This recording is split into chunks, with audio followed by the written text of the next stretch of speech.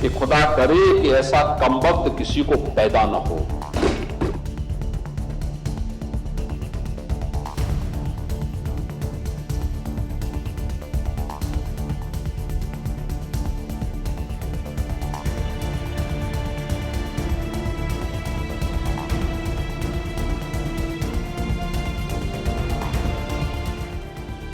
क्रूरता की पहचान रखने वाले मुगल शासक औरंगजेब की तारीफ करने वाले महाराष्ट्र के सपा विधायक अब्बू असीम आजमी फंस गए हैं। जहां उनके खिलाफ एफआईआर दर्ज हुई तो वहीं उन्होंने महाराष्ट्र विधानसभा की कार्रवाई से सस्पेंड कर दिया गया। अपने बयान को लेकर सपा विधायक ने माफी मांगी है। उनका कहना है कि मेरे शब्दों को तोड़ मरोड़ कर दिखाया गया है। औरंगजेब रहमतुल्लाह अलैह के बारे में मैंने वही कहा जो इतिहासकारों और लेखकों ने कहा है। मैंने छत्रपति शिवाजी महाराज, संभाजी महाराज या किसी भी महापुरुषों के बारे में कोई अपमानजनक टिप्पणी नहीं की। आप भी सुनिए सपा विधायक ने क्या कुछ कहा है। कल 3 मार्च जब असेंबली ख़त्म हुई, जब मैं बाहर निकला तो टीवी वालों ने मुझसे कहा कि आसाम के मुख्यमंत्री ने राहुल गांधी को औरंगज़ेब की तरह पेश किया है कि उनकी छवि उस तरह की।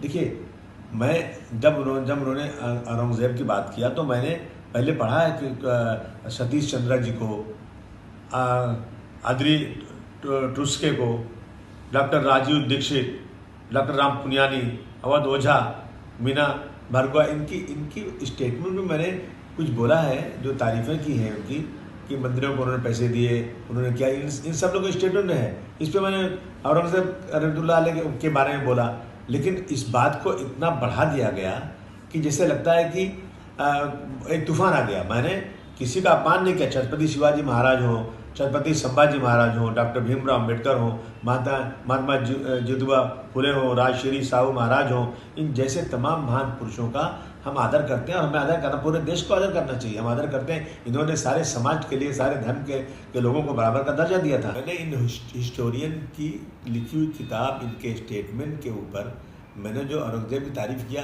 मैंने कभी अपने किसी महापुरुष चाहे संभाजी महाराज हो, छत्रपति शिवाजी महाराज हो, उनके बारे में कोई एक लफ्ज़ गलत नहीं बोला है।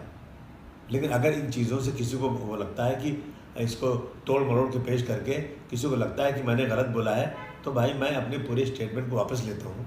असेंबली चलना चाहिए, असेंबली में बहुत सारे काम है। इन इशू पर असेंबली रोकी जाए, मैं समझता हूँ ये महाराष्ट्र की जनता का बहुत सारा काम हो गया। वहीं महाराष्ट्र के सपा विधायक ने जहां अपने बयान को लेकर माफी मांगी, तो वहीं अब इस मामले में कांग्रेस सांसद इमरान मसूद ने भी औरंगजेब को याद किया। इमरान मसूद का कहना है कि औरंगजेब कोई अतताई नहीं थे, बल्कि अखंड भारत बनाने वाले बादशाह थे। उन्होंने कहा कि एक फिल्म बनाकर इतिहास को मिटा नहीं सकते।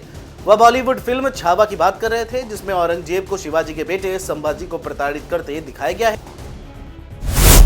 आज मुगलों के वंशज बर्तन मांजकर अपना जीवन यापन कर रहे हैं। यही पैदा हुए, यही इस मिट्टी में खत्म हो गए।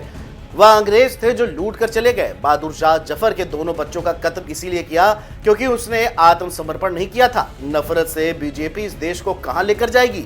नफरत की राजनीति से देश का नुकसान होगा। 25 करोड़ लोगों को साइडलाइन नहीं कर सकते। जो इतिहास में लिखा है उसे मिटा नहीं सकते। लोगों को सही ज्ञान मिलना चाहिए। औरंगजेब इस देश का 49 साल बादशाह रहा। वह अतताई कैसे हो सकता है? उसके राज के अंदर जीडीपी कहां थी? औरंगजेब हिंदुस्तान का बादशाह था। कैलाश मानसरोवर को किसने विजय कराया?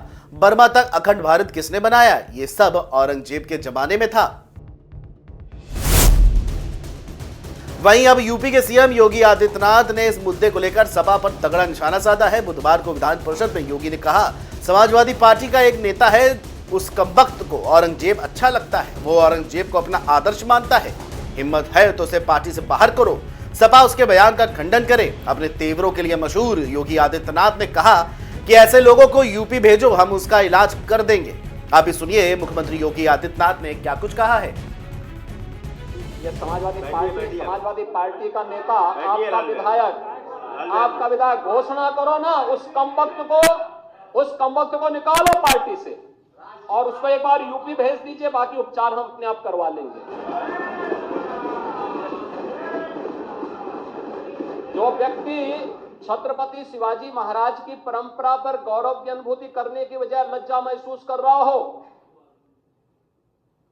और औरंगजेब को अपना नायक मान रहा हो, क्या उसको भारत के अंदर रहने का अधिकार होना चाहिए क्या?